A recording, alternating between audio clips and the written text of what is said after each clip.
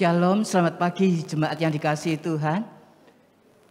Dengarkanlah panggilan ibadah yang saya ambil dari Ibrani 4 ayat 14 hingga ayat yang ke-16. Karena kita sekarang mempunyai imam besar agung yang telah melintasi semua langit, yaitu Yesus anak Allah. Baiklah kita teguh berpegang pada pengakuan iman kita. Sebab imam besar yang kita punya bukanlah imam besar yang tidak dapat turut merasakan kelemahan-kelemahan kita.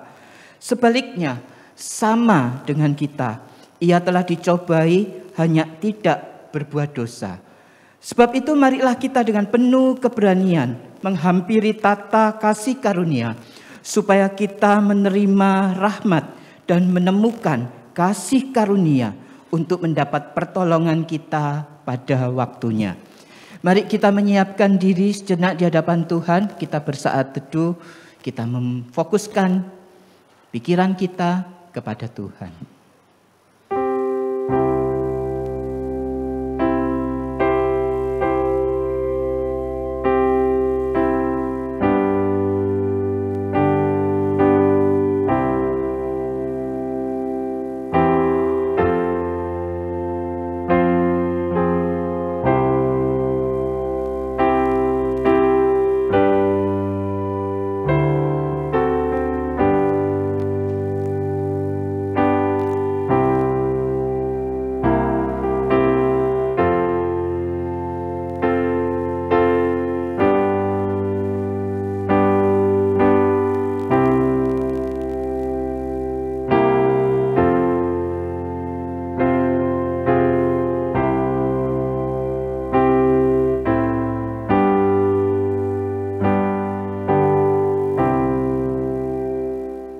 Ibadah kita pada pagi hari ini, kita mulai dengan adanya pengakuan bahwa pertolongan kita datangnya dari Allah Bapa, pencipta langit dan bumi, dan yang tidak pernah meninggalkan hasil perbuatan tangannya. Turunlah kiranya atas kita sekalian kasih karunia dari Allah Bapa, Allah Putra, dan Allah Roh Kudus. Amin. Mari bersama kita memberikan pujian penghormatan kita, hormat bagi Allah Bapa.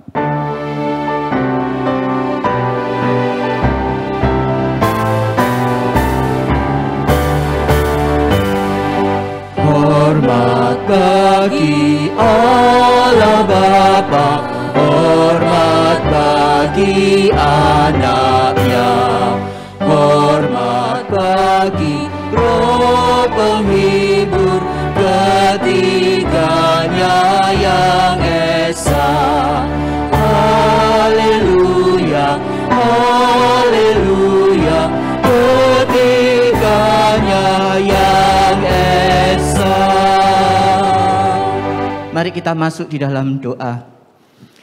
Bapa, sungguh kami mengucap syukur untuk satu hari yang telah Tuhan tetapkan bagi kami, untuk kami boleh beribadah bersama-sama secara komunal.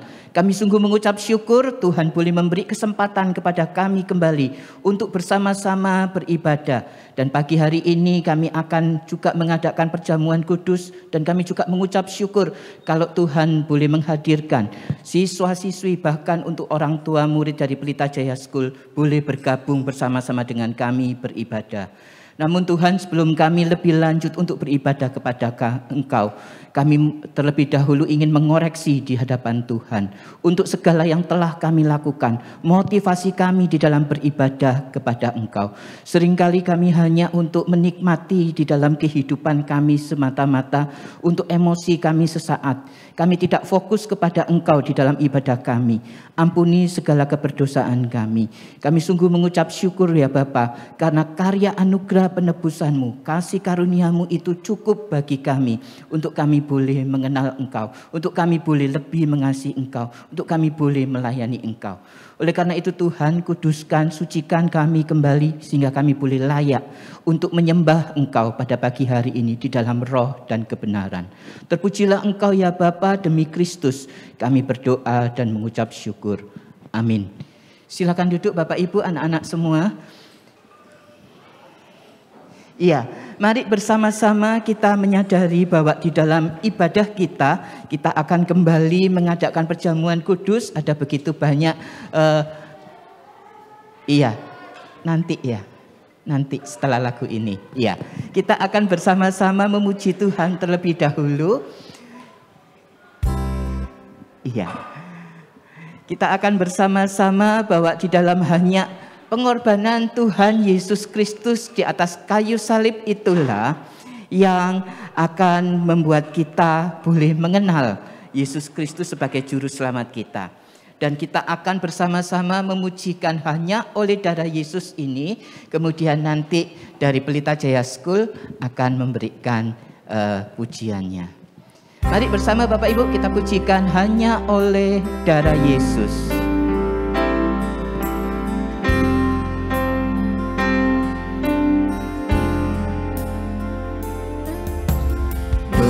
Dosaku telah ditebus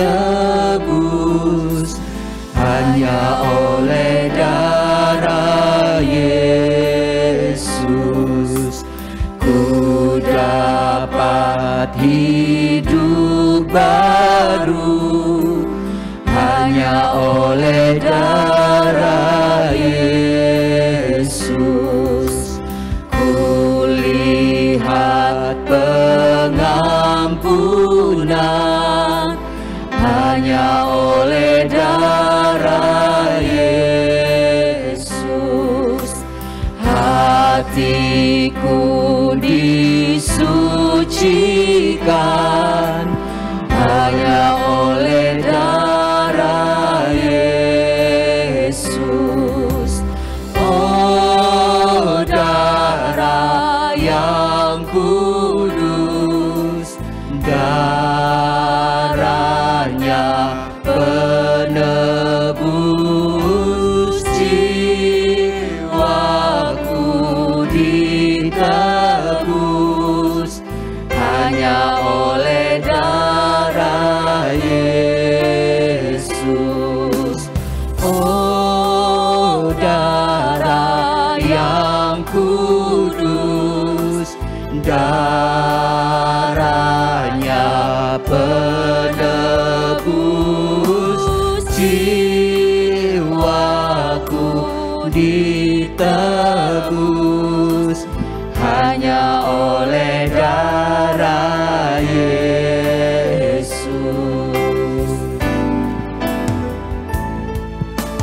What can wash away my sin? Nothing but the blood of Jesus. What can make me whole again? Nothing but the blood of Jesus.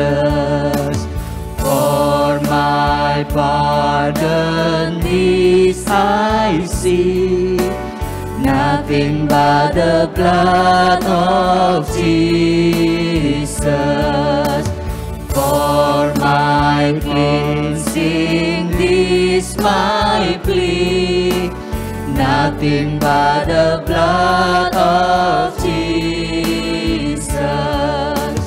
Oh, precious is the flow that makes me white as snow.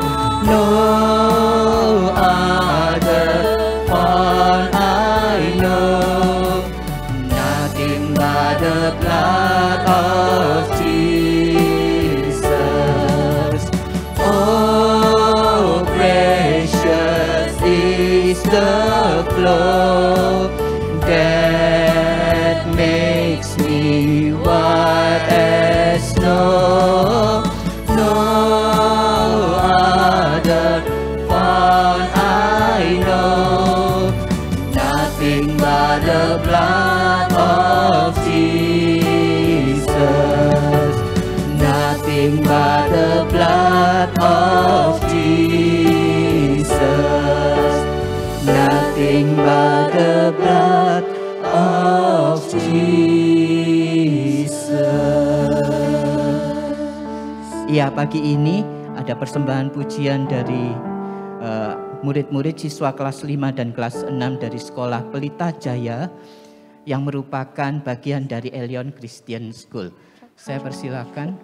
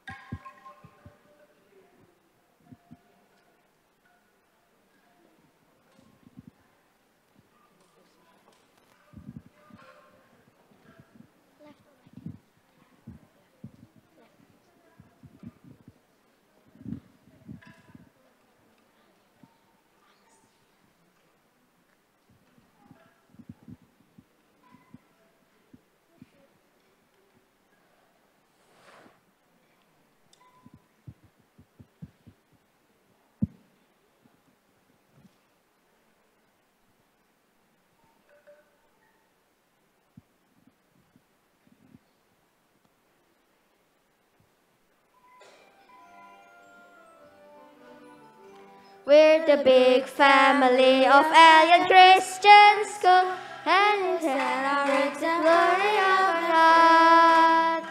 Jesus leads us so well with all His soul and light. We will bring peace and hope wherever we are. Let us shine forth and bring the light. Let God teach us, make us leaders of Christ. We will celebrate the glory of the Lord our God, and we shall be victorious wherever we are.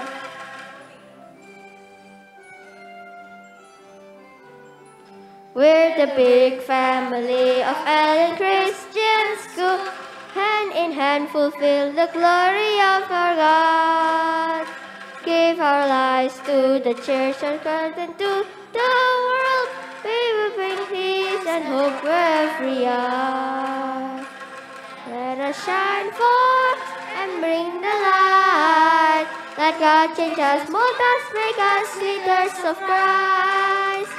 We will celebrate the glory of the Lord our God, and we shall be victorious wherever we are.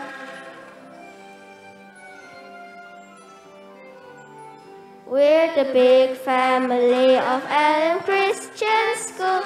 We will set our example in love and faith.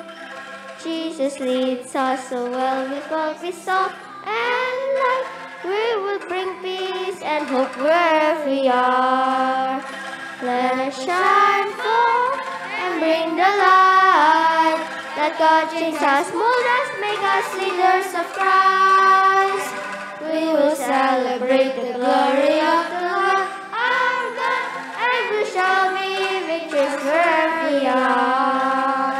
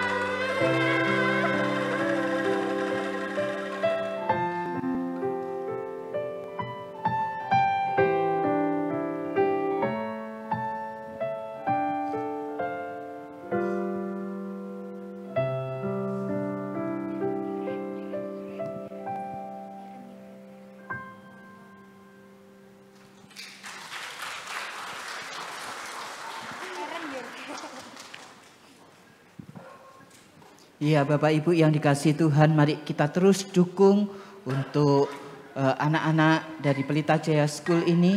Kita terus doakan mereka dan kita juga terus doakan untuk guru-guru, untuk juga setiap orang tua yang ada. Anak-anak mungkin bisa langsung mengikuti sekolah minggu di gedung sebelah. Mungkin juga ada adik-adik dari anak-anak yang tampil pada pagi hari ini bisa juga langsung mengikuti di kelas sekolah minggu.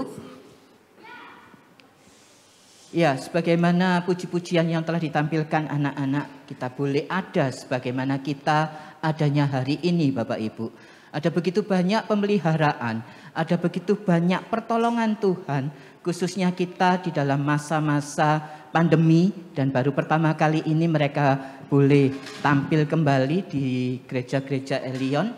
Kita akan bersama-sama masuk di dalam pemberitaan firman Tuhan. Namun sebelumnya kita akan memuji Tuhan kembali dengan pujian Ku Tetap Setia.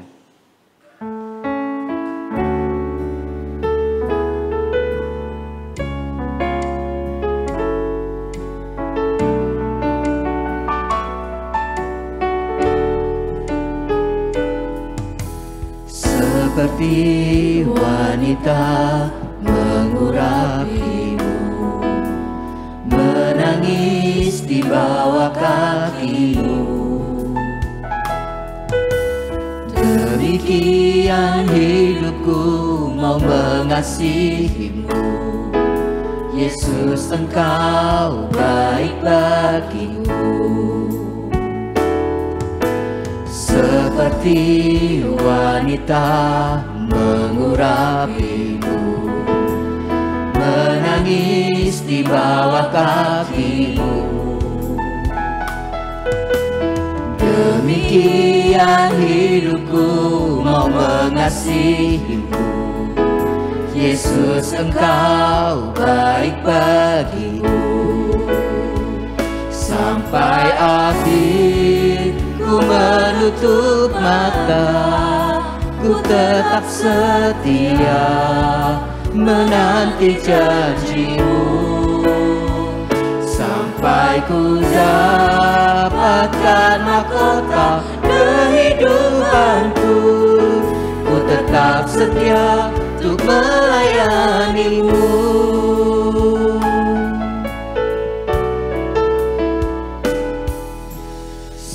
Seperti wanita mengurapimu, menangis di bawah kakimu,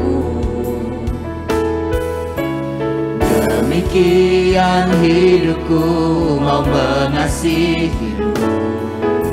Yesus, Engkau baik bagiku. Sampai akhir ku menutup mata, ku tetap setia menanti janji-Mu. Sampai ku dapatkan mahkota kehidupanku, ku tetap setia untuk melayani-Mu. Sampai akhir ku menutup mata, ku tetap setia menanti janji-Mu. Sampai ku dapatkan mahkota kehidupanku, ku tetap setia untuk melayani-Mu. Ku tetap setia untuk melayani-Mu. Ku tetap setia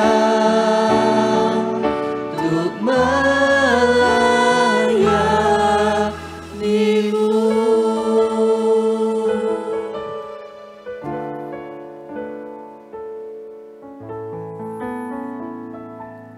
Mari kita berdoa, saudara. Tuhan, terima kasih untuk kasih-Mu kepada kami, juga anugerah-Mu kepada kami, Tuhan.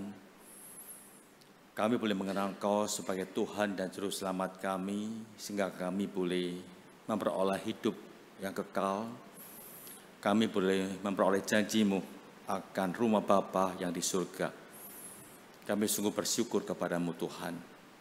Dan biarlah kami sebagai anak-anak-Mu yang telah menerima anugerah keselamatan itu, yang telah merasakan kasih karunia Allah dalam kehidupan kami, kami bisa senantiasa setia kepada-Mu Tuhan dalam situasi apapun juga, seperti lagu yang baru kami nyanyikan.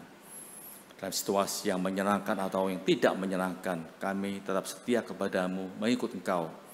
Karena kami tahu Engkaulah satu-satunya juru selamat kami dan juga harapan kami. Tuhan, pada hari ini kembali kami akan belajar firman-Mu. Engkau berkenan juga berbicara kepada kami, Tuhan, supaya kami boleh mengerti dengan apa yang kami baca, kami dengar, dan kami merenungkan. Biarlah Roh Kudus-Mu yang bekerja, supaya kami boleh memperoleh pengertian dari-Mu, Tuhan. Urapi pula hamba-Mu yang menyampaikannya. Tuhan mengetahui keterbatasannya, kekurangannya, dan juga ketidakmampuannya. Tuhan juga perlengkapi dengan kuasa Roh Kudus-Mu, agar apa yang disampaikan bisa dimengerti oleh anak-anak-Mu. Terima kasih Tuhan. Dalam nama Tuhan Yesus kami berdoa. Amin. Selamat pagi Bapak, Ibu, dan juga saudara dikasih Tuhan, juga para orang tua atau wali murid dari Sekolah Pelita Jaya yang mungkin baru kali ini bergabung bersama-sama kami dalam ibadah ini. Kami juga ucapkan selamat datang, selamat beribadah di gereja kami. Saudara, tema kita pada hari ini yaitu sebuah tema yang akan kita renungkan bersama dari Injil Lukas, pasal yang ke-7, saudara, yaitu kasih karunia yang berbuah. Saudara ya, kita akan baca dari Injil Lukas pasal 7, yaitu ayat 36, saudara, bukan 26 tapi 36 sampai kemudian ayat 50. Kemudian kita lanjutkan lagi kemudian pasal 8 ayat 1 sampai 3. Cuma saat ini kita akan baca Injil Lukas pasal 7 ayat 36 sampai dengan 50. Setelah mendapatkannya, kita akan baca bergantian, saudara. Saya bacakan ayat yang ke-26, kemudian 36, kemudian saudara baca yang ayat 37 dan seterusnya. Sampai nanti ayat ke-50 kita baca secara bergantian. Setelah mendapatkannya, mari kita baca bergantian. Lukas pasal 7 ayat 36. Seorang Farisi yang mengundang Yesus untuk datang makan di rumahnya. Yesus datang ke rumah orang Farisi itu, lalu duduk makan.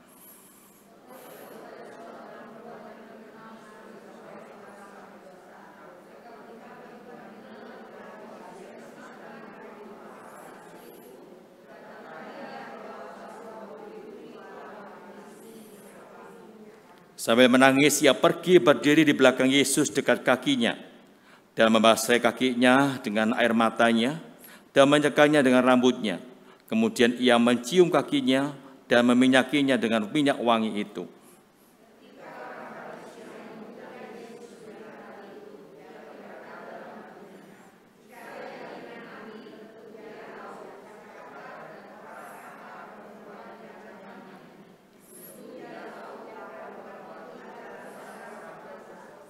Lalu Yesus berkata kepadanya, Simon, ada yang hendak kukatakan kepadamu. Saud Simon, katakanlah guru.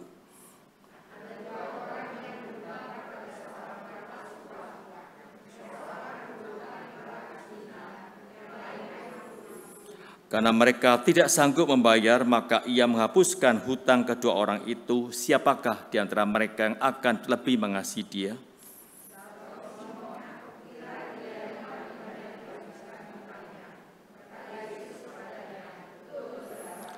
Dan sambil berpaling kepada perempuan itu, ia berkata kepada Simon, engkau lihat perempuan ini. Aku masuk ke rumahmu, namun engkau tidak memberikan aku air untuk membasuh kakiku. Tetapi dia membasahi kakiku dengan air mata dan menyekanya dengan rambutnya.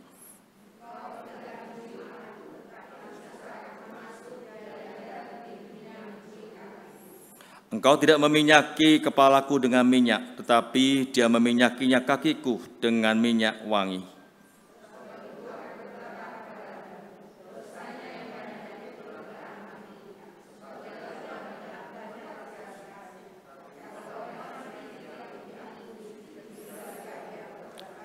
Lalu ia berkata kepada perempuan itu, dosamu telah diampuni.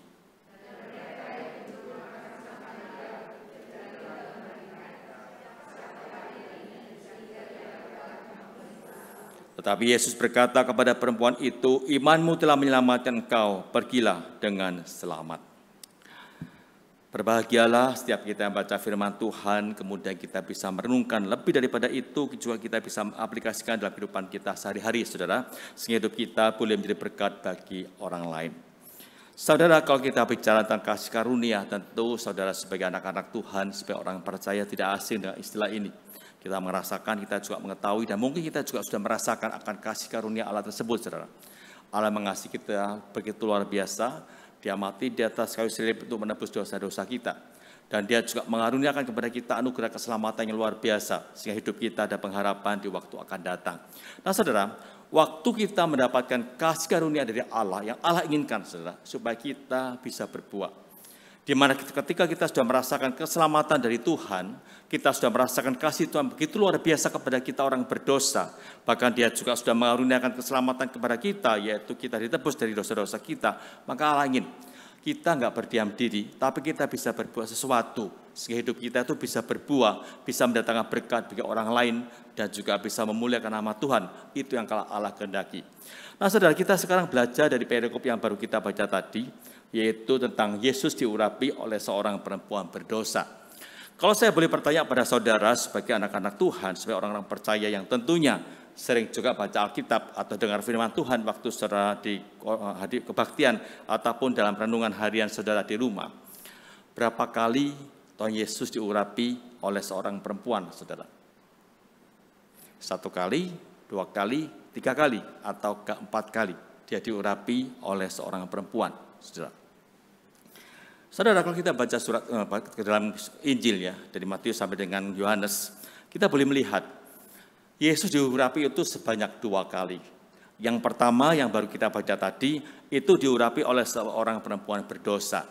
Yang kedua, itu diurapi oleh seorang perempuan bernama Maria dari Betania, yaitu saudara dari Lazarus dan juga Marta. Nah saudara, kalau kita lihat ini suatu hal yang berbeda sekali. Kadang kita bingung yang mana yang betul. Dua-duanya betul, saudara. Tapi kalau kita lihat secara fokus lebih teliti lagi, itu 2 peristiwa yang berbeda. Yang pertama itu Yohana diurapi oleh perempuan berdosa, itu letaknya itu di sebuah kota, yaitu kota Nain, Galilea. Dan tujuannya itu berbeda, saudara. Di mana pada waktu itu perempuan berdosa ini datang kepada Tuhan Yesus, memberikan apa yang dia miliki, itu sebagai ungkapan syukur dia kepada Tuhan, dan juga sebagai ungkapan pertobatan dia kepada Tuhan. Kemudian kalau kita baca Injil yang lain, kisah Yesus diurapi oleh Maria dari Betania itu berbeda juga kotanya.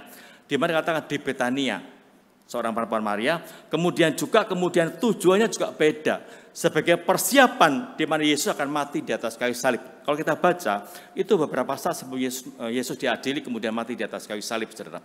Jadi sebagai persiapan nanti penguburan Yesus di atas kayu mati di atas kayu salib kemudian dikuburkan. Maka Maria itu mempersiapkan dengan memberikan wangi-wangian kepada Tuhan Yesus. 2 hal yang berbeda, saudara. Nah sekarang fokus kita kepada hal yang pertama, yaitu ketika Yesus diurapi oleh seorang perempuan berdosa. Pada waktu itu, saudara, Yesus kemudian diundang oleh seorang Farisi yang bernama Simon. Saya percaya, Simon maupun perempuan berdosa ini sama-sama telah merasakan kasih karunia Allah dalam kehidupan mereka. Kapan? Alkitab tidak menjelaskan. Tapi waktu kita bisa lihat, kalau Simon itu bisa mengundang Yesus, itu artinya dia sudah menerima, pernah merasakan kasih karunia Allah waktu dia mendengar khotbah Tuhan Yesus. Entah kapan, tapi dia pernah mendengarnya. Itu sebabnya ada suatu ketertarikan, ada suatu kerinduan. Dia mengundang Yesus datang ke rumahnya untuk makan malam bersama dengan dia. Kemudian perempuan berdosa ini pun sudah merasakan kasih karunia Allah dengan firman Tuhan yang didengar oleh dia melalui apa yang dikatakan Tuhan Yesus, khotbah Tuhan Yesus. Itu sebabnya waktu dia mendengar Yesus berada di rumah orang Farisi bernama Simon, maka dia mau datang ke rumah orang Farisi itu untuk menemui Tuhan Yesus. Nah, saudara kasih Tuhan, mereka sama-sama menerima kasih karunia dari Allah, cuma responnya berbeda, saudara. Bagaimana respon mereka dan juga mungkin respon kita yang sudah menerima kasih karunia Allah. Saya percaya, saya dan juga saudara sudah merasakan kasih karunia Allah yang begitu luar biasa dalam kehidupan kita. Cuma sekarang respon kita seperti apa, saudara? Ketika kita sudah merasakan kasih karunia Allah itu, apakah seperti perempuan berdosa ataukah seperti Farisi yang bernama Simon tersebut? Kita akan belajar bersama, saudara. Kita lihat respon manusia ketika mereka merasakan kasih karunia Allah itu. Yang pertama, Kita lihat bagaimana respon perempuan berdosa itu ketika dia merasakan kasih karunia Allah. Ketika dia mendengar Yesus datang bertamu atau sedang makan malam bersama di rumah seorang Farisi bernama Simon, dia itu datang ke rumah orang Farisi itu. Bagi saudara coba pikir, dia orang perempuan, dikatakan dia itu orang perempuan berdosa. Apa dosanya itu nggak dijelaskan oleh Lukas, dan juga namanya apa juga nggak dijelaskan. Cuma kemungkinan kalau berdasarkan tafsiran, mungkin dia itu seorang perempuan nakal yang berdosa begitu banyak di hadapan Tuhan. Dan ketika dia mendengar kasih karunia Allah itu ada suatu perubahan dalam hidup dia. Dia begitu bersyukur kepada Tuhan waktu dia mendengar Allah begitu mengasihi dia, dan Allah juga bisa mengampuni segala dosa-dosa dia. Waktu dia merasakan kasih karunia Allah begitu luar biasa, saudara, dia begitu bersuka cita dan dia ingin sekali datang kepada Tuhan untuk mengucap syukur kepada Tuhan, saudara.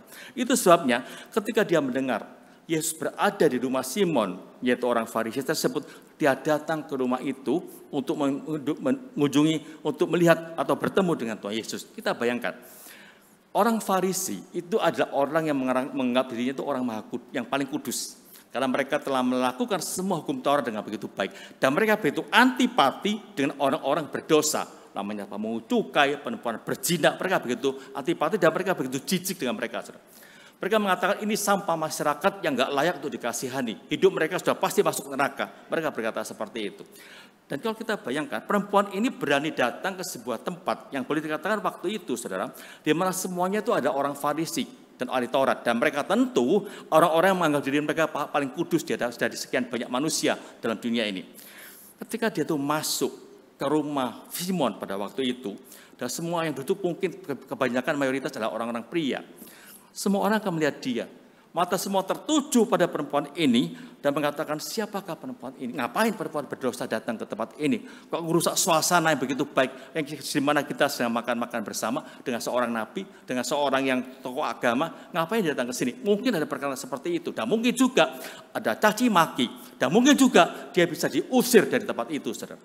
Tapi hebatnya perempuan berdosa ini dengan percaya diri, dengan suatu keyakinan, dia masuk pelan-pelan ke dalam rumah itu. Dia nggak peduli lagi dengan omongan orang. Dia nggak peduli lagi dengan sikap-sikap orang terhadap dia seperti apa. Dan tujuannya kemudian datang bertemu dengan Tuhan Yesus. Nah, waktu dia masuk, orang-orang mungkin lagi pikir-pikir, ini orang ini ngapain sih? Apa tujuan datang ke sini? Ngapain rusak suasana seperti itu? Nah, waktu dia sampai di depan Tuhan Yesus, apa yang dilakukan, saudara? Coba kita lihat ayat yang ke-38 berkata seperti ini. Dikatakan, sambil menangis, ia pergi berdiri di sebelah belakang Yesus dekat kakinya. Lalu membasuh kakinya itu dengan air matanya dan menyekanya dengan rambutnya. Kemudian ia mencium kakinya dan meminyakinya dengan minyak wangi itu. Coba kita perhatikan kata kerja yang saya kasih warna biru, saudara. Di mana dikatakan, dia berdiri di situ di belakang Yesus, kemudian dia itu membasuh kaki Yesus, kemudian juga menyeka dengan air matanya, kemudian yaitu menyeka dengan rambutnya. Kemudian dia juga mencium kakinya dan meminyakinya dengan minyak wangi. Sekarang saya mengajak saudara berpikir sejenak, berimajinasi sejenak, saudara. Waktu kita baca ayat ini dikatakan berdiri di belakang Yesus dekat kakinya. Bayangan saudara seperti apa, saudara? Berdiri di belakang Yesus dekat kakinya. Kalau saya berdiri di depannya misalnya Pak Soleman, apa di belakang? Berarti kan saya di belakangnya Pak Soleman. Apakah mungkin saya berdiri dekat kaki Yesus? Enggak juga, saudara. Kalau posisi Pak Soleman duduk seperti itu, ya saudara, gambar seperti lebih jelas mungkin. Kalau pada waktu Yesus duduk seperti ini, saudara, maka perempuan itu berarti berdiri di belakang Yesus, ya dekat kepala sini. Tapi dikatakan dekat kaki Yesus, dan bagaimana caranya? Dia di belakang, di sana ada kaki Yesus di depan. Bagaimana caranya? Nah, saudara, gambar ini ada sedikit salah, nggak benar. Kenapa? Karena pada waktu itu kebiasaan orang-orang pada waktu itu, pada zaman perjanjian baru, orang duduk seperti ini, saudara. Mungkin saudara kalau pernah menonton film-film kerajaan zaman-zaman Romawi, itu seperti itu. Mereka duduk setengah tidur dengan tangan itu ditopang seperti ini, kemudian tangan kanannya itu bisa mengambil makanan, mengambil buah, mereka sambil makan, sambil ngobrol bersama-sama. Kira-kira seperti itu. Nah, dalam kondisi seperti itu, di mana yang pakai baju itu adalah Tuhan Yesus, dia duduk setengah tidur seperti itu, perempuan itu berdiri di belakang Yesus. Artinya, waktu Yesus ngobrol itu menghadap ke sana, kakinya akan di sana. Berarti perempuan ini berada di belakang kaki Yesus dan dekat dengan kaki Yesus. Kira-kira seperti itu, saudara. Gambarnya seperti itu yang dikatakan dalam Alkitab. Nah, apa tujuan dia waktu dia mendekati Yesus dan berdiri dekat kaki Yesus? Kemudian perempuan ini menangis sejadi-jadinya, berlutut di kaki Yesus. Kemudian dia sambil menangis di kaki Yesus, air matanya menetes semua, membasahi kaki Tuhan Yesus. Bukan cuma itu, kemudian dia melepas kerudungnya, kerudungnya itu, dia mengambil rambutnya, mulai mengelap akan kaki Tuhan Yesus yang basah dengan air matanya. Setelah itu dia menciumnya, kemudian meminyakinya dengan minyak wangi. Saudara kasih Tuhan. Wanita ini, saudara, waktu dia masuk ke rumah tersebut, dia sudah mengorbankan harga dirinya. Dia siap dicaci maki oleh orang pada waktu itu karena dia itu orang berdosa. Selain itu, waktu dia sudah duduk berlutut sambil menangis, kemudian dia melepas kerudungnya, saudara, itu suatu hal yang luar biasa yang dilakukan, suatu pengorbanan yang luar biasa. Waktu itu, kalau dia itu perempuan baik-baik, tidak akan bisa melepaskan kerudung di atas kepalanya. Bagi wanita pada waktu, kalau dia sampai melepas kerudungnya, itu artinya wanita ini bukan wanita baik-baik. Wanita nakal seperti itu. Tapi waktu dia sudah berhadapan dengan Tuhan Yesus, dia rela melepaskan semuanya itu, dia melepas kerudungnya, dia mengeluarkan rambutnya untuk mengelap akan kaki Tuhan Yesus yang basah dengan air matanya. Itu artinya dia penuh pengorbanan, dia berikan pada Tuhan Yesus untuk dia lakukan. Tujuan dia cuma satu, aku gak apa-apa dihina orang, aku gak apa-apa disalahpahami orang, yang penting aku bisa memuliakan Tuhan, aku bisa memberikan sesuatu pada Tuhanku yang aku kasih, yang aku sembah, yang sudah menyelamatkan jiwaku. Itu yang dilakukan oleh perempuan Samaria pada waktu itu, saudara. Maka dengan air mata mengalir, dia mulai mengelap kaki Tuhan Yesus sedemikian rupa. Saudara kasih Tuhan, kita lihat di sini. Pengorbanan wanita ini begitu luar biasa. Kenapa dia mau berbuat seperti itu? Mengapa dia mau menangis bukan di kepala Tuhan Yesus, tapi di kaki Tuhan Yesus?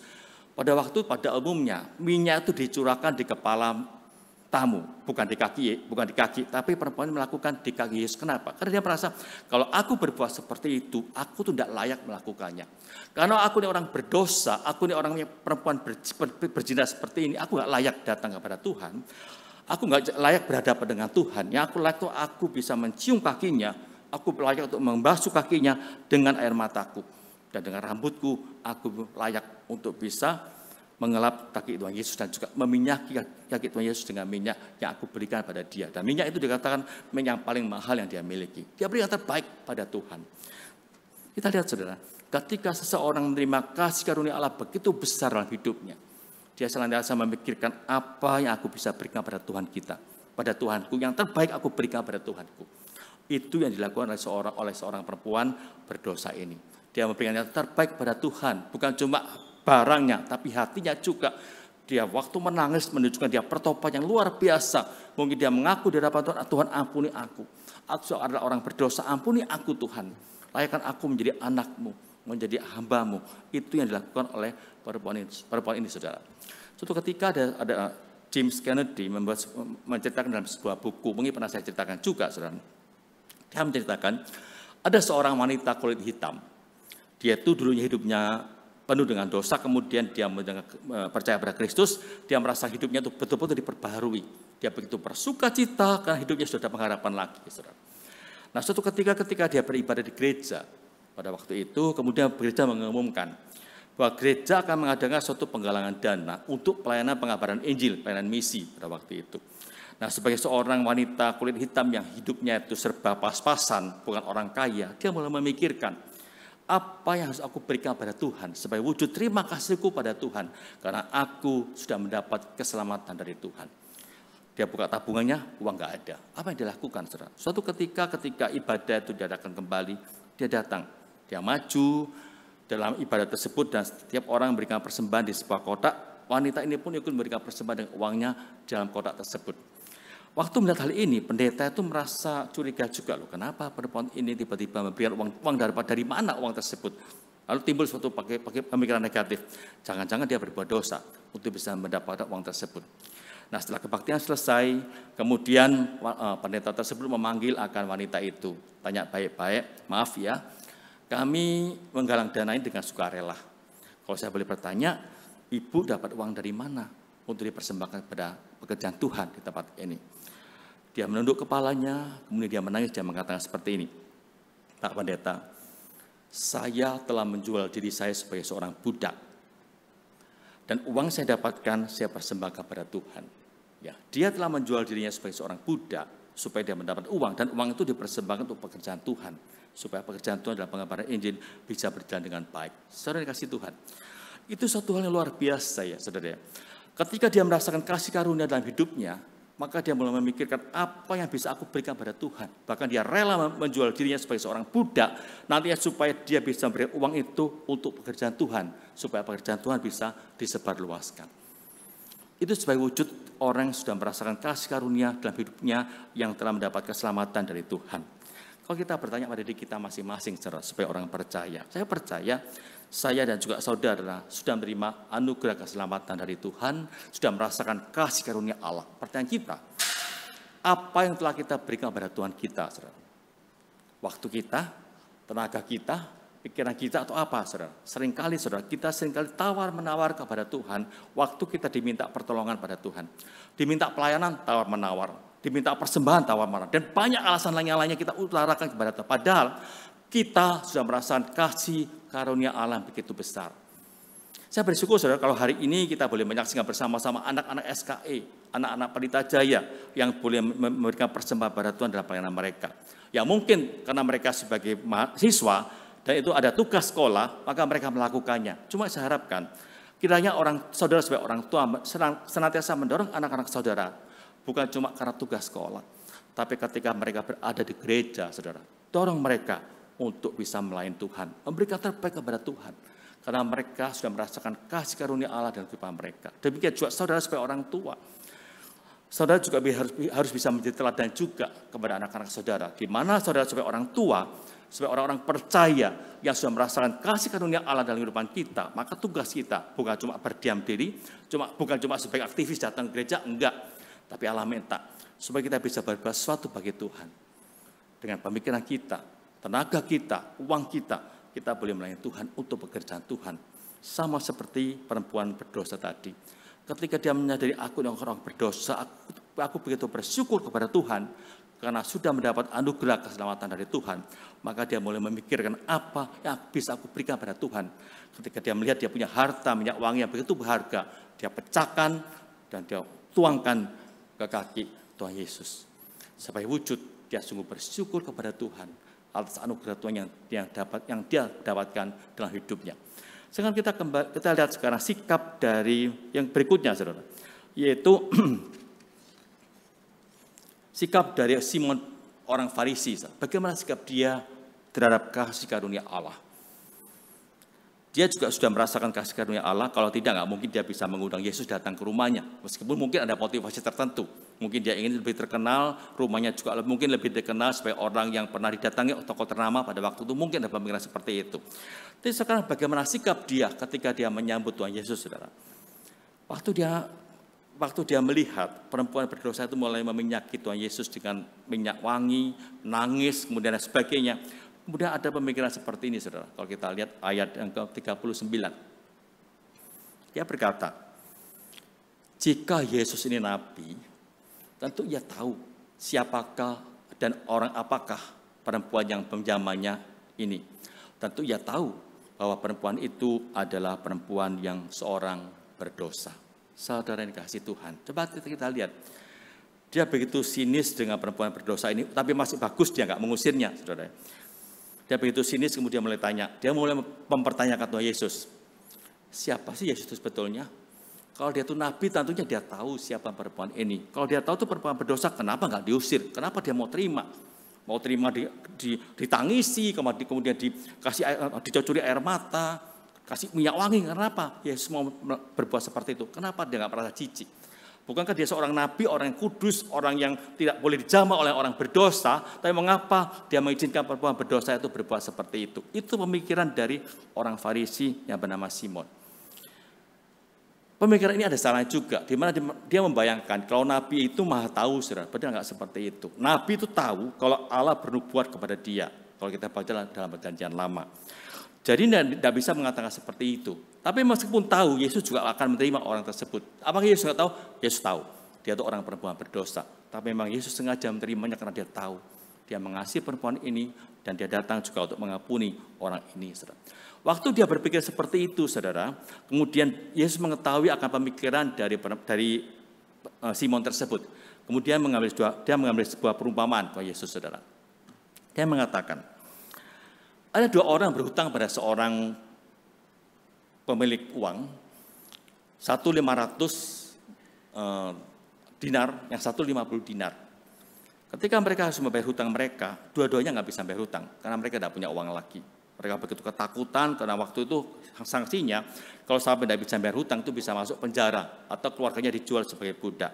Tapi karena belas kasihan dari pemilik uang tersebut, 2 orang tersebut dibebaskan hutangnya, 500 dibebaskan, yang 50 juga dibebaskan.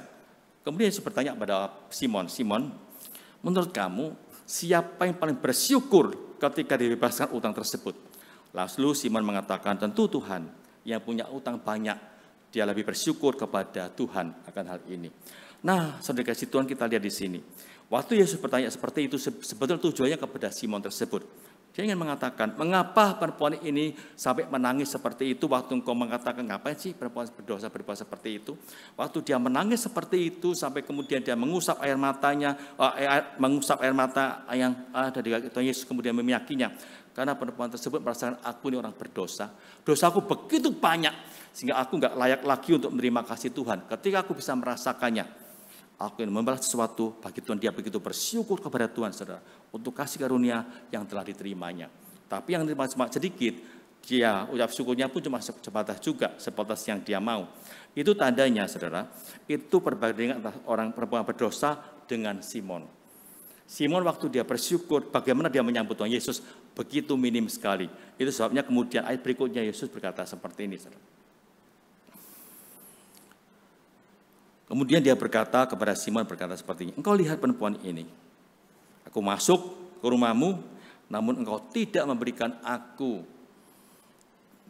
untuk membasuh kakiku dengan air, tapi perempuan ini membasuh kakiku dengan air mata dan menyekannya dengan rambutnya. Kita lihat satu perbedaan luar biasa.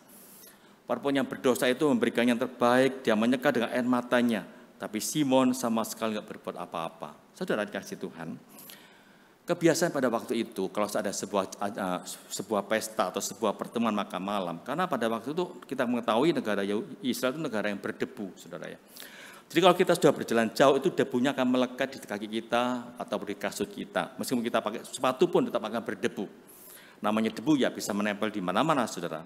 Nah itu sebabnya biasanya di sebuah rumah, khususnya itu kalau yang datang itu orang-orang terhormat. Kalau orang terhormat kan duduknya di kursi terhormat juga, saudara. Maka waktu mereka itu akan masuk rumah, maka kaki mereka dibasuh dengan air supaya bersih. Nanti waktu mereka duduk di sebuah tempat seperti tempat tidur itu, maka tidak mengotori akan tempat tidur tersebut, kursi tersebut, saudara. Itu tujuan mereka. Tapi Simon itu tidak melakukan hal itu. Dibiarkan waktu Yesus datang, nggak ada penyambutan sama sekali, nggak ada pencucian kaki sama sekali. Artinya waktu dia berbuat seperti itu, Simon itu tidak menghargai Yesus sebagai orang yang cukup penting. Dia sama sekali tidak pernah menuhankan Yesus, dia ini cuma orang biasa, bukan orang terhormat, maka dia nggak berbuat seperti itu. Tapi perempuan berdosa beda, dia bisa nggak ada air, tapi dia mencurahkan air matanya untuk bisa membasuh kaki Tuhan Yesus. Suatu sikap yang berbeda sama sekali. Perempuan berdosa dengan Simon orang Farisi. Kenapa seperti itu? Karena orang Farisi, Simon itu saudara, kalau kita tahu, mereka itu senantiasa menganggap diri mereka itu orang yang oke di hadapan Allah. Mereka menganggap aku sudah melakukan begitu banyak hukum Taurat, pasti hidupku sudah benar di hadapan Allah, aku pasti masuk surga. Jadi aku tidak perlu berbuat banyak-banyak. Jadi ada suatu arogan dalam hatinya dia. Kalau kita ingat juga waktu dia berdoa, 2 orang berdoa, saudara, satu orang Farisi, satu pemunggut cukai, doanya juga sangat berbeda sekali. Yang Farisi itu menyombongkan dirinya, aku bukan pemungut cukai, aku bersyukur kepadamu, aku bukan pezina, aku bukan pemungut cukai, aku bukan juga orang perampok dan sebagainya. Tapi aku bisa melakukan semua hal yang engkau lakukan dalam hidupku. Itu orang Farisi. Jadi pemungut cukai mengatakan, Tuhan ampuni aku orang berdosa. Beda sekali. Itu sebabnya waktu Yesus datang, dia nggak berbuat sesuatu karena dia merasa dirinya sudah baik kok. Dan dia nggak pernah menganggap Yesus sebagai Tuhan. Cuma, mungkin ini orang terhormat, korbannya bagus, pengobrat bagus, maka dia datang, diundang ke rumahnya. Nggak ada suatu sikap untuk menghormati Tuhan. Itu yang ditegur oleh Tuhan. Engkau sudah mendapat kasih karunia dari Allah, engkau pernah mendengarnya, tapi waktu engkau sudah merasakan, engkau nggak berbuat sesuatu bagi Tuhan.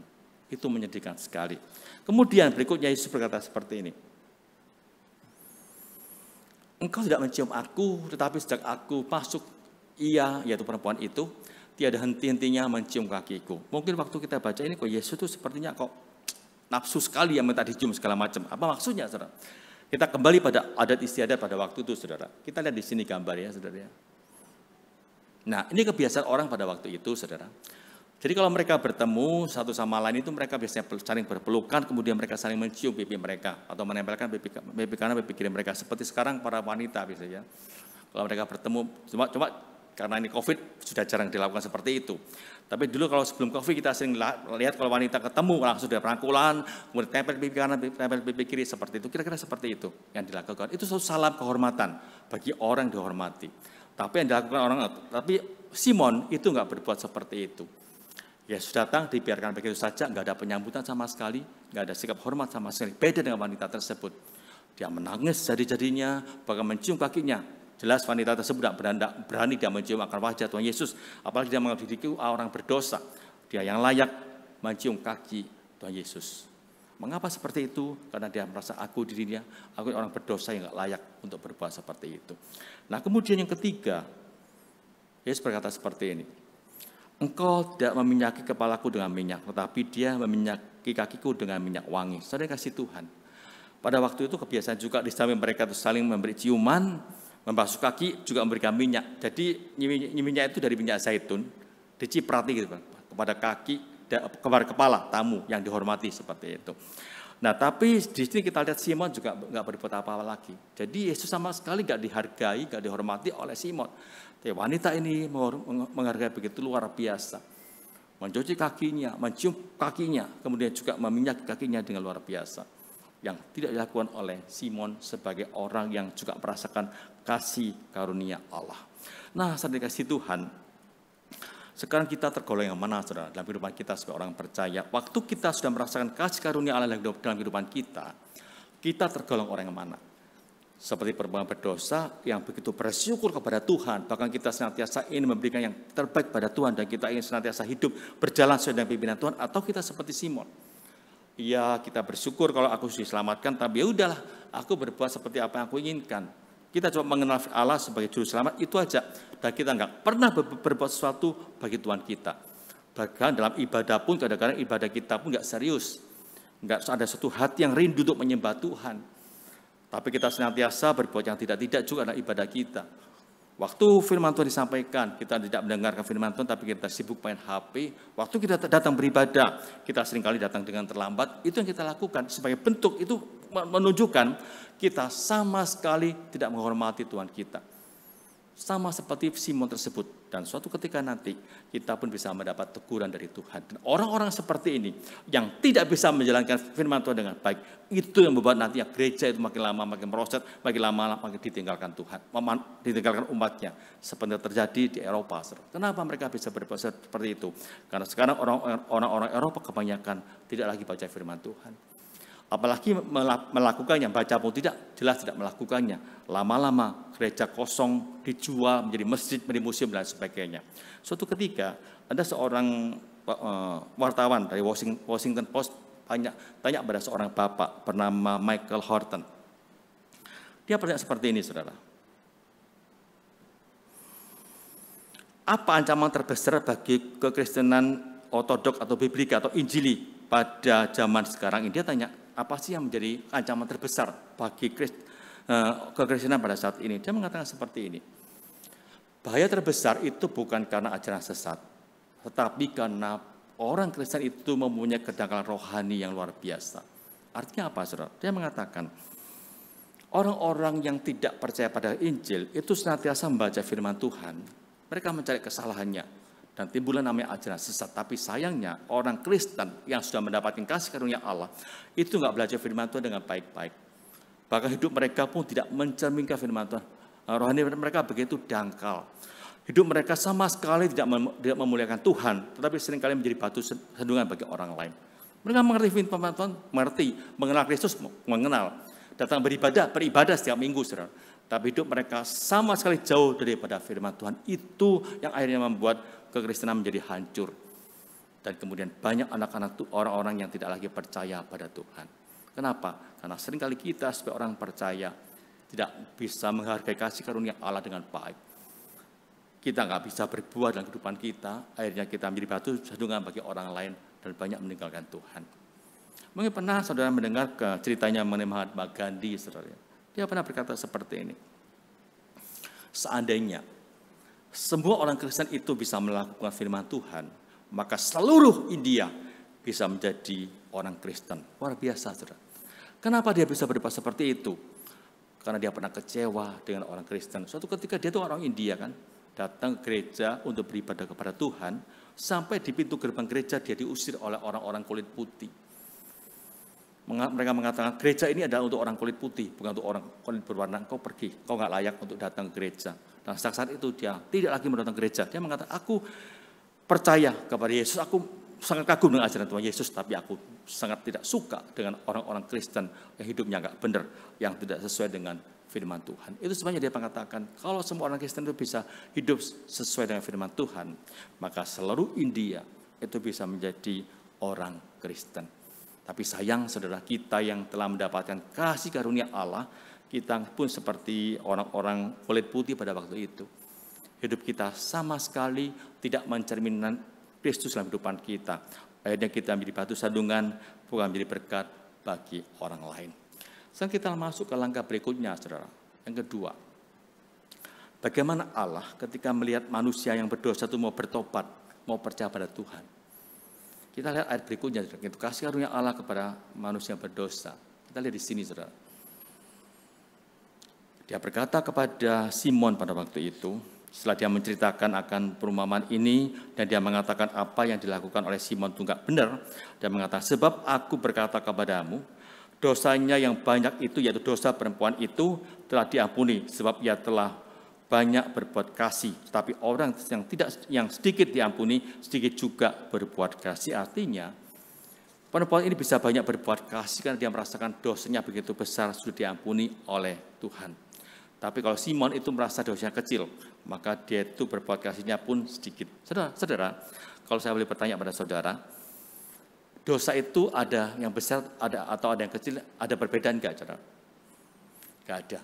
Semua orang berdosa dan di hadapan Allah semua dosa itu sama. Jadi kita jangan bangga kalau selama ini aku enggak pernah berbuat dosa, aku enggak pernah mencuri, aku enggak pernah korupsi, aku enggak pernah menipu, dosa aku kecil. Enggak. Di hadapan Allah itu sama, kita sama-sama orang berdosa. Kita sama-sama harus menerima kasih karunia Allah supaya kita boleh diselamatkan. Jadi itu sebabnya waktu kita mendapat kasih karunia Allah, kita jangan berpikir, oh aku enggak pernah berbuat dosa pun kok. Jadi enggak pernah berbuat yang tidak, berjudi juga enggak, aku juga setia pada pasanganku dan sebagainya. Maka waktu menyatakan kasihku pada Tuhan pun ya terbataslah, karena dosaku enggak banyak. Aku enggak seperti itu koruptor atau para pelacur seperti itu. Kita jangan pernah berpikir seperti orang Farisi. Kita berpikir kita pun orang berdosa yang juga layak datang di hadapan Tuhan. Tapi karena kasih karunia Allah kita dilaikan. Kalau kita mempunyai pemikiran seperti itu, saudara, maka kita bisa memberikan terbaik kepada Tuhan kita.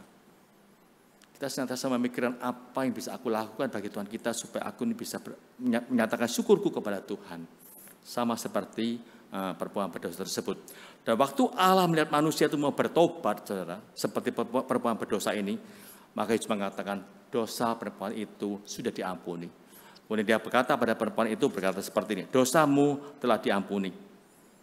Orang-orang mulai bertanya, siapa dia kok bisa mengampuni dosa? Di sini kita melihat kembali, mereka belum mengenal siapa Tuhan, siapa Yesus yang sebetulnya. Kemudian pada ayat 50 Yesus mengatakan, imanmu telah menyelamatkan engkau, pergilah dengan selamat. Kita lihat saudara, kalau kita baca ayat 48 dengan ayat 48 dengan 50 itu ada suatu hal yang berkaitan. Kita diselamatkan bukan karena perbuatan kita, bukan karena perempuan berdosa ini menyatakan kasihnya, sudah memberikan persembahan uang atau minyak, lalu dia diampuni dosanya, enggak.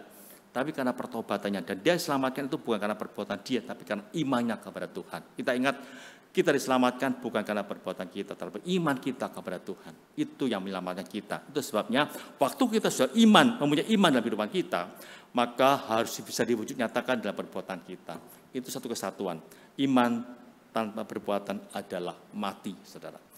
Berikutnya, saudara yang kasih Tuhan, lalu sebagai orang yang sudah menerima kasih karunia Allah, apa yang Allah kehendaki? Kita lihat, saudara, yaitu kita harus bisa menghasilkan buah untuk bisa memuliakan Tuhan dan juga bisa menjadi berkat bagi orang lain. Kita baca Efesus 8 ayat 1-3 yang berkata seperti ini, saya bacakan, saudara ya. Tidak lama sudah itu Yesus berjalan berkeliling dari kota ke kota, dari desa ke desa, memberitakan Injil Kerajaan Allah. Ke-12 muridnya bersama-sama dengan dia, ayat 2. Dan juga beberapa orang perempuan yang telah disembuhkan dari roh-roh jahat atau berbagai penyakit, yaitu Maria yang disebut Magdalena yang telah dibebaskan dari 7 roh jahat, Yohana istri Kusa, saudara Herodes, Susana, dan banyak perempuan lain. Perempuan-perempuan itu melayani rombongan itu dengan kekayaan mereka. Kita lihat. Ketika orang sudah mendapat kasih karunia dari Allah, maka ada satu sikap, ada buah yang dihasilkan. Saya percaya mungkin di antara perempuan-perempuan itu ada seorang perempuan berdosa yang tadi diselamatkan. Waktu mereka sudah merasakan kasih karunia Allah, apa yang mereka lakukan? Ada buah dalam kehidupan mereka. Dikatakan bahwa perempuan-perempuan itu melayani Tuhan dengan begitu setia. Waktu mereka, tenaga mereka, bahkan kekayaan mereka pun diberikan untuk pekerjaan Tuhan. Itu yang harus kita teladani, saudara. Kita sudah mendapatkan anugerah keselamatan dari Tuhan, maka tugas kita harus ada buah. Buah roh dalam kehidupan kita, ada kasih dan sebagainya. Kemudian juga buah perbuatan kita, yaitu kita harus bisa berbuat sesuatu bagi Tuhan kita. Dalam pelayanan kita, dengan uang kita, dengan tenaga kita, dengan pikiran kita. Itu yang Allah kehendaki. Bapak, Ibu, dan juga saudara dikasih Tuhan, Allah itu begitu mengasihi kita, dia bisa melimpahkan kasih karunia begitu banyak. Dan dia juga membekali kita dengan berbagai macam karunia. Tujuan Allah supaya kita bisa menjadi berkat bagi orang lain. Waktu kita diberkati oleh Tuhan dengan berkat roh jasmani, Allah ingin kita bisa membagikan berkat jasmani kepada orang lain. Waktu kita mendapatkan berkat rohani, Allah ingin supaya kita boleh belajar bagaimana menyebarluaskan berita Injil kepada orang lain. Itu Allah kehendaki. Itu artinya berbuah. Kasih karunia kita miliki berbuah kalau kita bisa mewujud nyatakan seperti yang telah dilakukan oleh para murid-murid pada waktu itu, saudara. Nah, dalam 2 Korintus 9 ayat 8 dikatakan seperti ini. Dan Allah sanggup melimpahkan segala kasih karunia kepada kamu, supaya kamu senantiasa berkecukupan dalam segala sesuatu, dan malah berkelebihan di dalam berbagai kebajikan. Kita lihat, saudara. Allah sanggup melimpahkan segala kasih karunia kepada kamu. Apapun kasih karunia akan diberikan Allah kepada kita. Supaya dengan tujuan kita nggak berdiam diri, tapi kita bisa berkecukupan, kemudian juga kita bisa berbuat sesuatu untuk berbuat kebajikan kepada orang-orang sekitar kita. Itu yang Allah kehendaki untuk kita lakukan, saudara.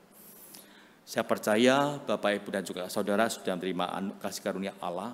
Pertanyaan kita sekarang, apakah Bapak, Ibu, dan juga saudara sudah berbuah atau sudah kasih karunia itu sudah menghasilkan buah dalam kehidupan kita? Belajarlah seperti perempuan berdosa. Jangan seperti Simon, orang Farisi tersebut. Supaya hidup kita berkenan di hadapan Allah, memuliakan Tuhan, dan juga bisa menjadi berkat bagi orang lain. Mari kita berdoa, saudara. Tuhan, terima kasih untuk kasih-Mu kepada kami. Melalui firman-Mu kembali kami diingatkan, Tuhan. Kami sungguh bersyukur kepada Tuhan untuk kasih karunia demi kasih karunia yang sudah kami miliki. Itu sebabnya biarlah kami boleh memikirkan sekarang apa yang kami bisa lakukan bagi-Mu, Tuhan.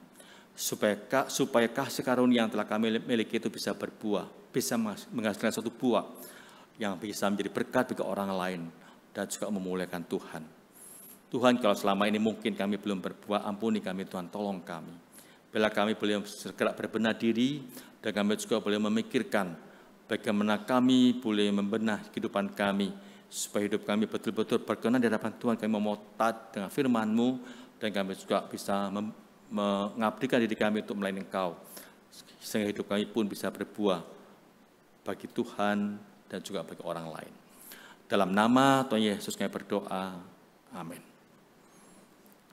Bapak Ibu dan juga saudara dan juga Bapak Ibu yang mungkin pertama kali hadir di gereja ini, pada hari ini kita akan bersama-sama menjalankan sakramen perjamuan kudus. Bagi Bapak Ibu yang sudah menerima baptisan dewasa ataupun CD, silakan untuk menerimanya. Bagi Bapak Ibu dan juga saudara yang masih belum baptis dewasa, masih baptis anak-anak, jangan menerima roti dan anggur perjamuan, saudara. Dan juga bagi Bapak Ibu yang sudah mempersiapkan hati dengan baik selama beberapa minggu ini, sehingga waktu kita datang kepada Tuhan, waktu kita terima roti dan cawan itu, kita betul-betul layak untuk menerimanya. Karena kita tahu ini adalah perjamuan kudus, yang bukan sembarangan, saudara. Nah, sebagai persiapan kita, saya mengajak saudara untuk menyanyikan lagu yang pertama tadi, yang kita nyanyikan yaitu Dosa Telah Ditebus.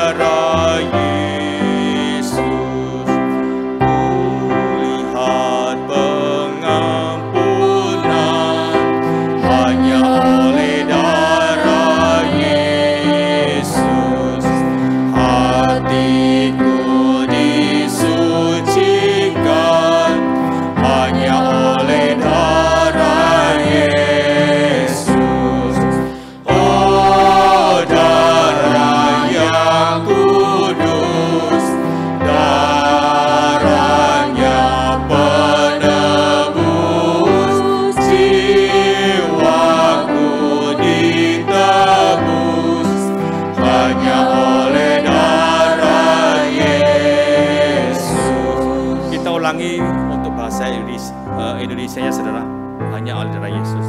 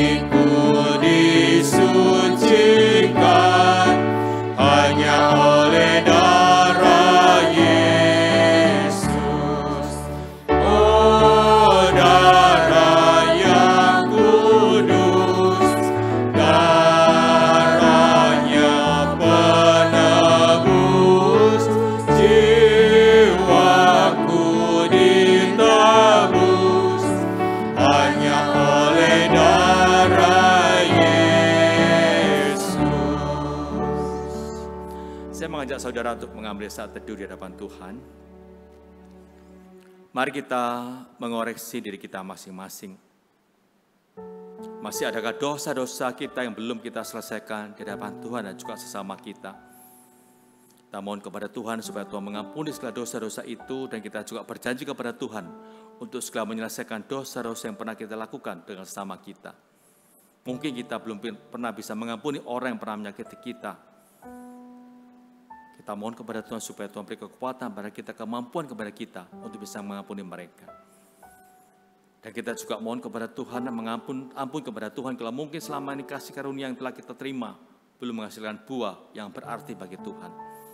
Kita berjanji kepada Tuhan supaya kita ada komitmen bagaimana hidup kita bisa berbuah, sehingga hidup kita bisa memuliakan Tuhan dan juga menjadi berkat bagi orang lain. Mari kita berdiam diri di hadapan Tuhan dengan senyap, saudara. Kita berdoa dalam hati kita masing-masing, kita percaya Tuhan akan mendengar doa-doa kita.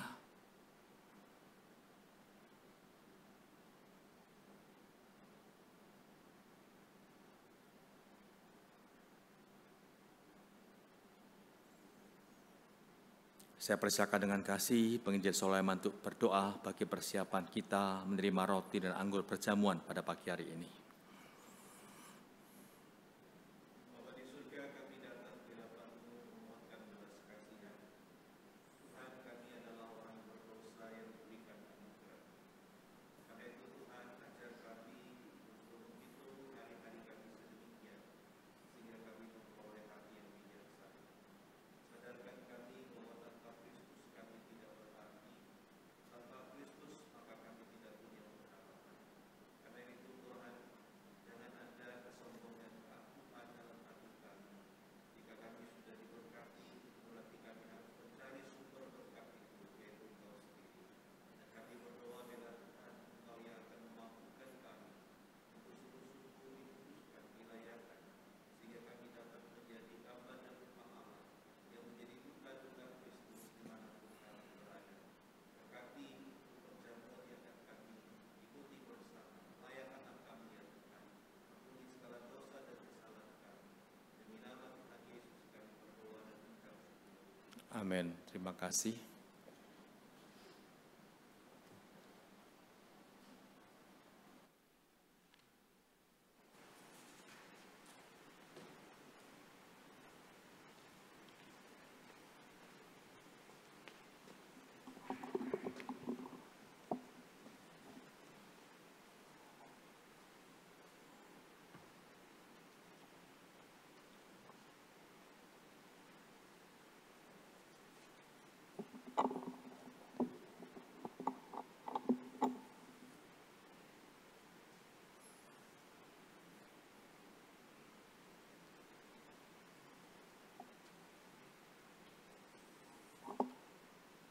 Bapak, Ibu, dan juga saudara yang dikasihi Tuhan, pada malam sebelum Yesus disalibkan, Dia mengajak murid-muridnya untuk mengadakan makan malam bersama. Kemudian hari itu dikenal sebagai perjamuan terakhir.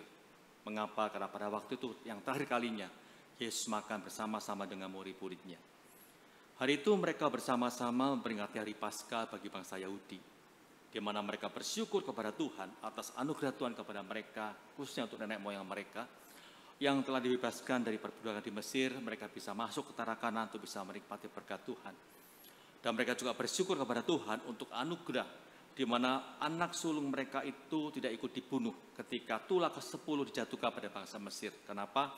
Karena pada waktu itu rumah orang-orang Israel itu diolesi oleh darah anak domba, sehingga anak sulung mereka lepas dari hukuman maut tersebut. Itu sebabnya sebagai wujud terima kasih mereka kepada Tuhan, rasa syukur mereka kepada Tuhan, maka setiap tahun mereka merayakan Paskah dengan disertai dengan makan bersama. Malam itu seperti biasa Yesus juga makan malam bersama dengan murid-muridnya. Dia mengambil sebuah roti, kemudian dia mengucap syukur kepada Bapa dan memberkatinya. Setelah itu dia memecah-mecahkannya dan memberikan pada murid-muridnya serta berkata, ambillah dan makanlah, inilah tubuhku. Kemudian Yesus mengambil sebuah cawan yang berisi anggur. Kembali dia mengucap syukur kepada Bapa dan memberkatinya. Kemudian dia memberikan pada murid-muridnya serta berkata, minumlah kamu semua di cawan ini. Cawan ini adalah darahku, darah perjanjian yang ditumpahkan untuk menebus dosa-dosa manusia.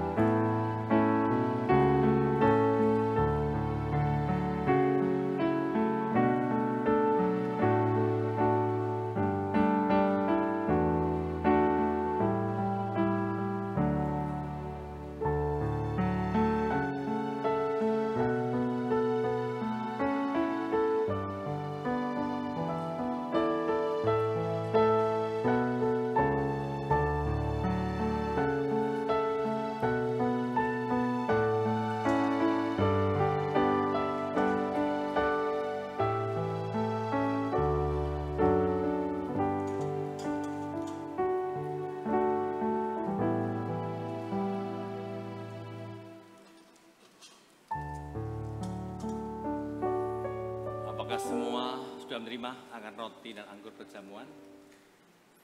Baik, silakan Bapak Ibu untuk berdiri. Kita buka akan kemasan ini, kemudian kita ambil hostinya terlebih dahulu.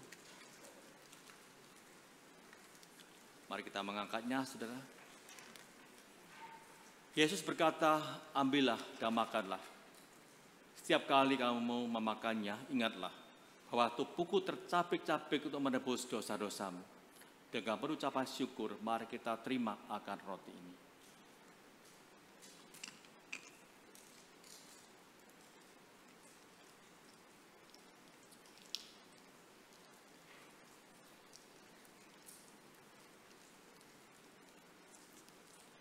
Silakan buka akan anggurnya, saudara.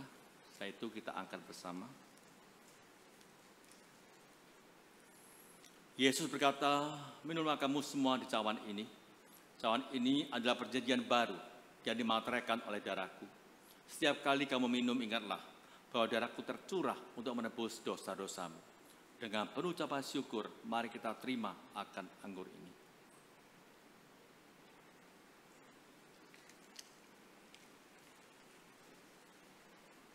Mari kita berdoa, saudara. Tuhan, terima kasih kalau kami itu boleh duduk semeja berjamuan dengan Kau kembali pada hari ini. Tolong kami Tuhan, supaya kami senantiasa ingat dengan kasih-Mu sepanjang hidup kami. Bukan hanya pada waktu kami ikut perjamuan kudus, tapi setiap hari, setiap saat, setiap jam, setiap waktu, dimanapun kami berada. Kami senantiasa ingat dengan kasih-Mu yang begitu besar kepada kami, yang telah menyelamatkan kami orang-orang berdosa, yang telah membuat kami bisa dipersatukan lagi dengan Allah Bapa, sehingga kami layak untuk menjadi anak-anak-Mu. Bahkan lebih daripada itu, yang boleh memberikan janji keselamatan kepada kami, dan juga janji rumah Bapa kepada kami. Sehingga hidup kami dalam dunia singkat ini ada pengharapan. Kami sungguh bersyukur kepada-Mu Tuhan.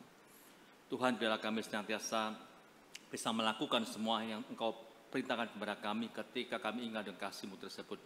Sehingga hidup kami betul-betul bisa memuliakan Tuhan dan boleh menjadi berkat bagi orang lain dimanapun kami berada.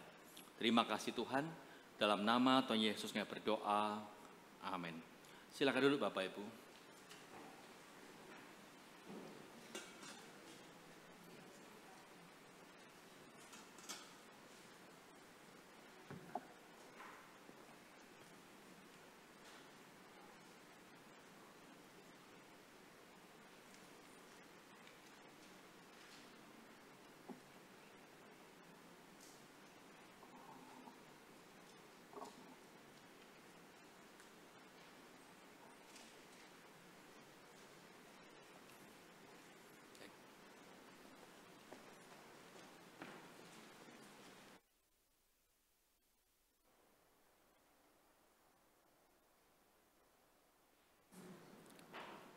Bapak, Ibu, dan juga saudara, mari kita bersama-sama berdoa untuk beberapa hal pada hari ini.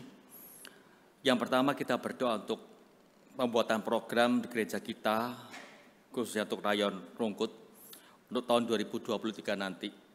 Kita bersyukur kalau Pak Raker, hamba Tuhan majelis, dan juga pengurus boleh berlangsung 2 minggu lalu. Dan kita sekarang boleh memikirkan, hamba Tuhan, pengurus, dan juga majelis boleh memikirkan program apa yang kita buat supaya nanti bisa menjadi berkat bagi jemaat Rayon Rungkut khususnya, di mana program itu pun tidak sampai menyimpang dari apa yang telah dicanangkan oleh majelis dalam visi misi yang telah dicanangkan. Mari kita berdoa, saudara. Tuhan Allah Bapa kami di surga, terima kasih Tuhan kalau kami masih diberi kesempatan untuk boleh memikirkan program tahun 2023 nanti. Itu suatu anugerah yang kami terima dari-Mu Tuhan. Itu sebabnya biarlah kami boleh mengumpulkan bersama dengan para hamba Tuhan, para pengurus, para majelis, dan juga pengurus Rayon maupun pengurus komisi. Sehingga kami bisa menghasilkan suatu program yang boleh menjadi berkat bagi jemaat-Mu dan juga bisa mendewasakan kerohanian dari anak-anak-Mu di tempat ini. Kami juga berdoa kepada-Mu Tuhan, beri kepada kami kesehatan selama pembuatan program ini. Beri kepada kami kekuatan juga Tuhan. Terima kasih Tuhan, dalam nama-Mu kami berdoa, amin.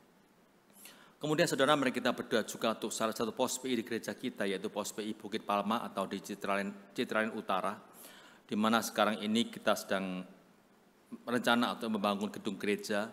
Namun masih banyak kendala, saudara, di mana anggota warga setempat, khususnya yang tinggal di belakang Citraland, mereka tidak setuju dengan pembangunan gereja ini, bahkan mereka juga protes dan sebagainya.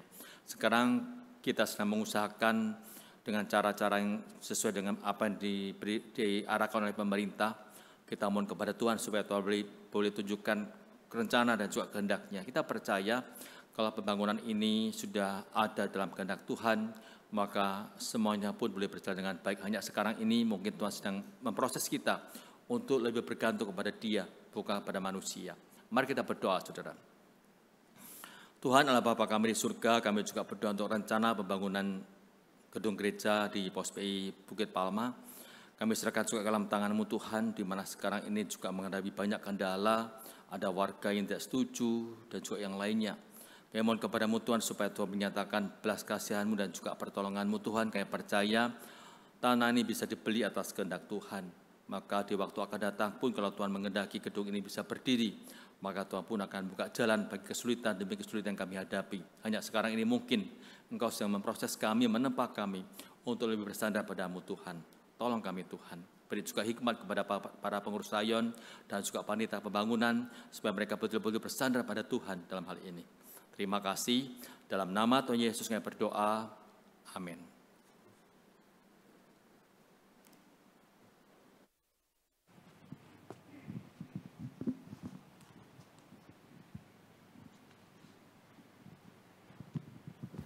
Sebagai respon firman Tuhan yang telah disampaikan, saya undang untuk Bapak, Ibu, Saudara sekalian bangkit berdiri dan bersama dengan gereja di sepanjang sejarah dan di segala tempat, kita akan bersama-sama mengakui iman kita, yaitu pengakuan iman rasuli yang berbunyi demikian.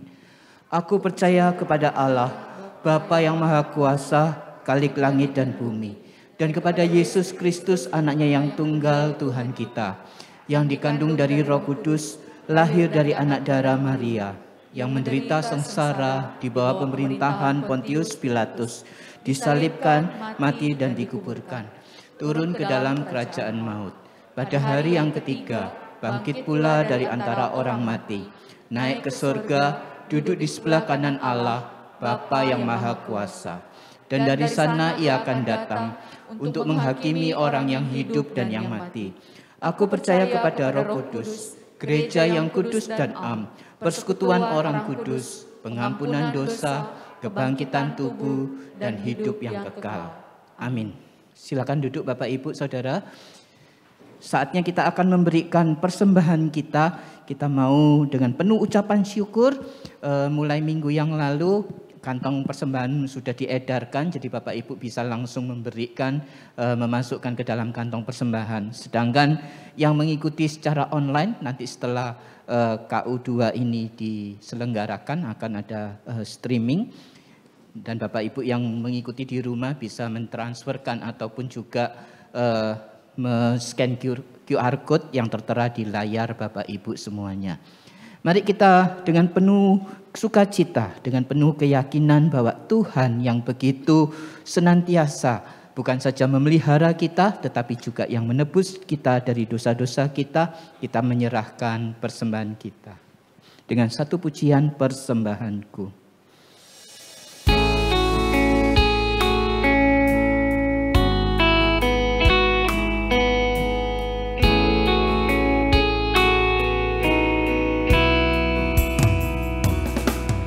Ku bawa kepadamu, oh Tuhan, persembahanku ini. Ku ingin Engkau menerima korban syukurku melalui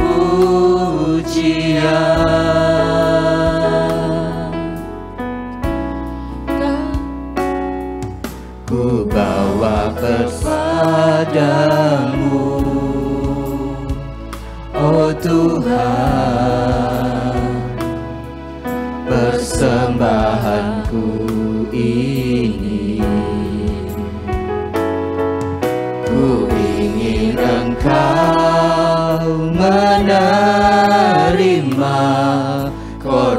syukurku melalui pujian.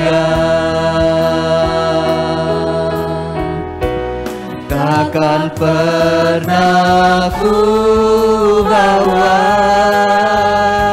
selain yang terbaik,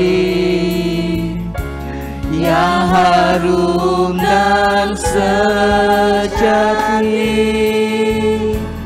di hadapan tatamu.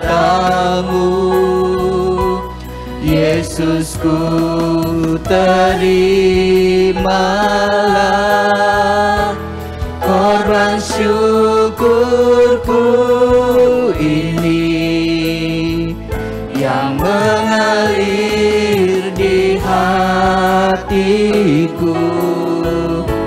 sebagai penyembahanku. Mari kita bangkit berdiri Bapak Ibu. Pernah ku bawa selain yang terbaik, yang harum dan sejati di hadapan tatamu. Yesusku, terimalah korban syukurku ini yang mengalir di hatiku sebagai penyembahanku, yang mengalir di hatiku sebagai penyembahanku, yang mengalir di hatiku sebagai penyembahanku. Mari kita berdoa. Kami bawa persembahan kami kepada Engkau ya Tuhan. Engkau yang menguduskan, Engkau yang mau memakai untuk memperluas kerajaan surga melalui GKA Elion Rungkut di tempat ini. Kami sungguh mengucap syukur ada begitu banyak berkat rohani, berkat jasmani yang Tuhan nyatakan di dalam kehidupan kami. Kami mengucap syukur untuk anugerah keselamatan, untuk kasih karunia yang Tuhan nyatakan di dalam setiap kehidupan kami. Ajar kami bukan hanya sekedar memberikan persembahan secara materi, tetapi kami boleh berbuah di dalam setiap kehidupan kami, dimanapun Tuhan tempatkan kami berada. Kami persembahkan persembahan kami ke dalam tangan-Mu ya Bapa. Terpujilah Engkau di dalam nama Tuhan Yesus Kristus. Kami berdoa dan mengucap syukur. Amin. Segala pujian, hormat dan kemuliaan kita kembalikan kepada Bapa di surga. Doksologi, kemudian doa berkat akan disampaikan oleh Pendeta Hendy.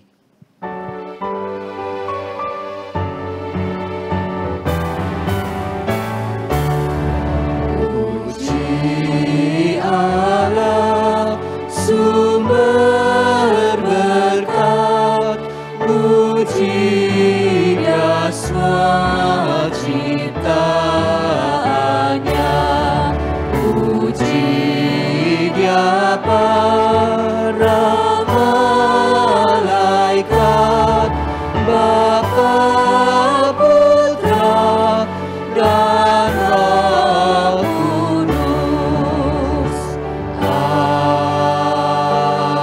Amin. Ya Tuhan, terima kasih untuk pimpinan-Mu dalam ibadah kami pada hari ini. Engkau telah sertai dari awal sampai dengan selesai. Kami mohon kepadamu Tuhan, pimpin kami masing-masing sebagai orang-orang percaya untuk senantiasa bisa melakukan firman-Mu, sehingga kami bisa menjadi berkat bagi orang lain dan hidup kami juga bisa memuliakan nama Tuhan. Tuhan, kami juga mohon kepadamu, Engkau pun akan senantiasa menuntun anak-anak-Mu dalam kehidupan mereka sebagai orang-orang percaya. Mungkin banyak kesulitan yang sedang mereka hadapi saat ini, baik yang ada di gereja maupun di rumah. Tuhan senantiasa menuntun mereka Dan bila mereka sebagai anak-anak Tuhan senantiasa mereka bisa membawa segala permasalahan mereka kepadamu Tuhan. Kami juga percaya Engkau senantiasa akan memberkati mereka. Tak lupa kami juga berdoa untuk para murid-murid Pelita Jaya yang tadi sudah memberikan persembahan pujian. Tuhan juga memberkati mereka, menyertai kehidupan mereka, masa depan mereka. Demikian juga para orang tua mereka. Tuhan juga senantiasa mereka pun Tuhan berkati dengan kasih-Mu dalam kehidupan mereka, dalam pekerjaan mereka, dan juga dalam kehidupan rumah tangga mereka. Bapak, Ibu, dan juga saudara yang kasih Tuhan, pulanglah dengan damai sejahtera. Arahkanlah hati Bapak, Ibu, dan juga saudara kepada Tuhan. Dan sekarang terimalah berkat dari Tuhan. Kiranya kasih karunia dari Allah Bapa, anugerah keselamatan dari Yesus Kristus, kekuatan, penghiburan, damai sejahtera, serta sukacita dari Allah Roh Kudus, senantiasa menyertai kehidupan Bapak, Ibu, dan juga saudara sekalian, mulai sekarang sampai Yesus datang kedua kalinya. Amin.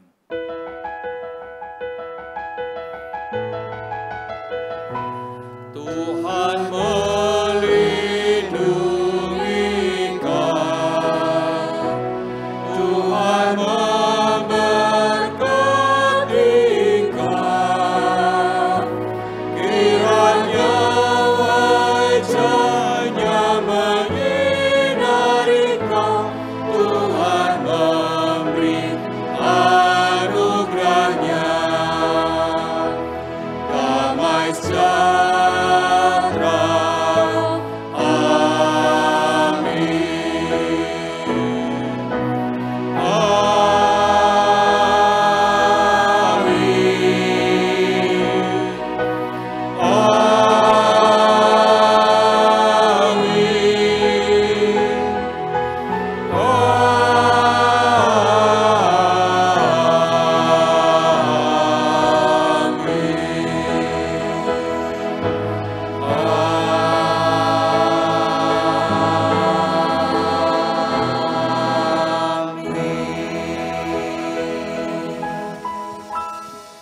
Silakan duduk Bapak Ibu Saudara sekalian, doa teduh, ibadah selesai, kemudian warta gereja akan disampaikan oleh salah seorang pengurus. Selamat hari Minggu, Tuhan Yesus memberkati.